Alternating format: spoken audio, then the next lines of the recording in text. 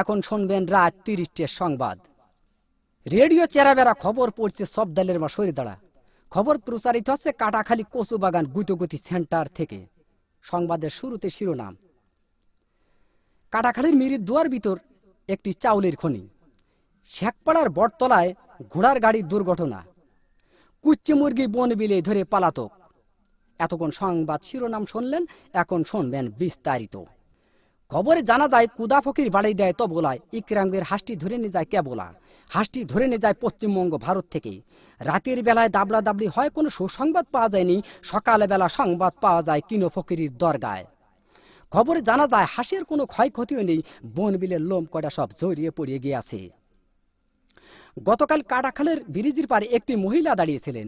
মহিলা দাঁড়িয়ে থাকার পর একটি বাড়ি মাছি উড়িয়ে যাইতাছিল। খবরে জানা যায় মহিলার উড়নার বাড়ি লেগে বাড়ি মাছি ৩৬টি দাঁত ভাঙ্গে জায়গায় পড়ে যায়। এরপরে বাড়ি মাছিটি দুঃখ প্রকাশ করেন যে তিনি দাঁত দিয়ে কিছু চাবিয়ে খেতে পারছেন না। আমাদের কদবেল হায়দার বাড়ি মাছির দাঁত লাগানোর জন্য ৩৬ লাখ টাকা পুরস্কার প্রদান করেন। গতকাল কাটাখালীর মিরির দুয়ার ভিতরে একটি চাউলের খনি পাওয়া গেছে। তাতে ৩.৫ চাউল পাওয়া গেছে, আরও পাবো বলে আশা করা যাচ্ছে। এসব চাউল তোলার জন্য আমাদের শেখপাড়ার মণিকুমার যতগুলি সব ঠিক করা হয়েছে। আমাদের আমরা আলী বলেছেন, এই চাউল বাংলাদেশে থাকলে পারে বাংলাদেশের অভাব অনটন বেশি পরিমাণ বেড়ে যেতে পারে। এই জন্য এই চাউল বিদেশে যাবে বলে ৪টি কোস্টার জাহাজ আমাদের কাটাখালের ব্রিজ ঘাটায় ঘষাঘষি করিতেছে। গতকাল বঙ্গোপসাগরে আগুন লেগে পানি পুড়িয়ে সারকার হয়ে যায়, মাছের কোনো ক্ষয়ক্ষতিও নেই, শ্যাওলা কড়া নিরাপদ জায়গায় আছে। আগুন লাগতে লাগতে উপকূলের কাছাকাছি গেলে আমাদের কাঢ়াল চৌধুরী বলেছেন, এই আগুন উপকূলের কাছাকাছি গেলে বহুত ঘর বাড়ি পুড়িয়ে যাওয়ার সম্ভাবনা রয়েছে।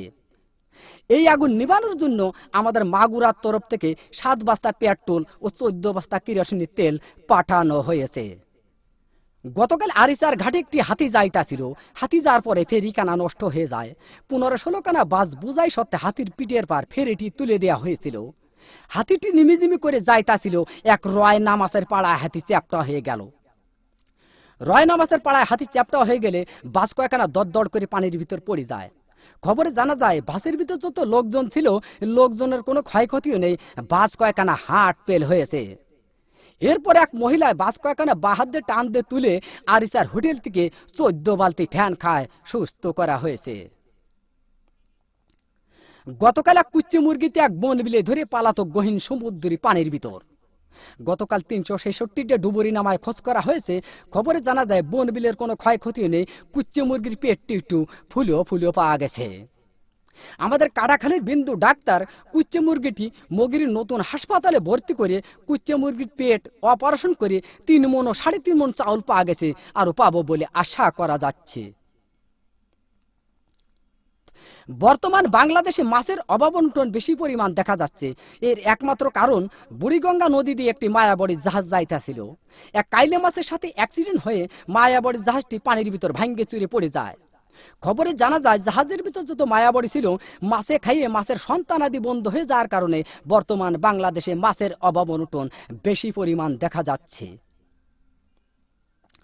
গতকাল শেখপাড়ার বটতলায় এক ঘোড়ার গাড়ির চাকা বাষ্ট হয়ে ৬০০ মানুষ নিহত, আরো কতজন আহত হয়েছে। আহতদেরকে জ্যান্ত পুঁতিয়ে ফেলা হয়েছে, আর নিহতদেরকে মগির নতুন হাসপাতালে ভর্তি করা হয়েছে। গত মাসে এদের সুশীলের চিকিৎসা হবে বলে জানা যাচ্ছে। সবশেষে আবহাওয়া।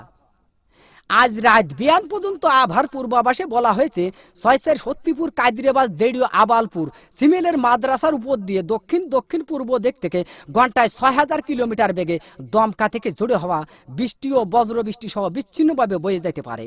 সেই সাথে ইট পাটকেল ও পাথরের খোয়া পড়ার সম্ভাবনা রয়েছে। এইসব এলাকার বাস, ট্রাক, মাইক্রো ও কার গাড়িকে ১ নম্বর সতর্কতা সংকেত দেখিয়ে যেতে বলা হয়েছে। আর এইসব এলাকার সাইকেল, বাইসাইকেল, মোটর সাইকেল এবং মকবুলের ঘোড়ার গাড়িকে ঘরের ভিতর বাইন্ধে থুয়ে বসে থাকতে বলা হয়েছে। এই আবহাওয়ার পূর্বাভাস রাত বিয়ান পর্যন্ত বলবৎ থাকিবে। আগামীকাল সূর্য উঠলি আর ডুববে না, ডুবলি আর উঠবে না। খবর শেষ হলো। খুদা হাফেজ।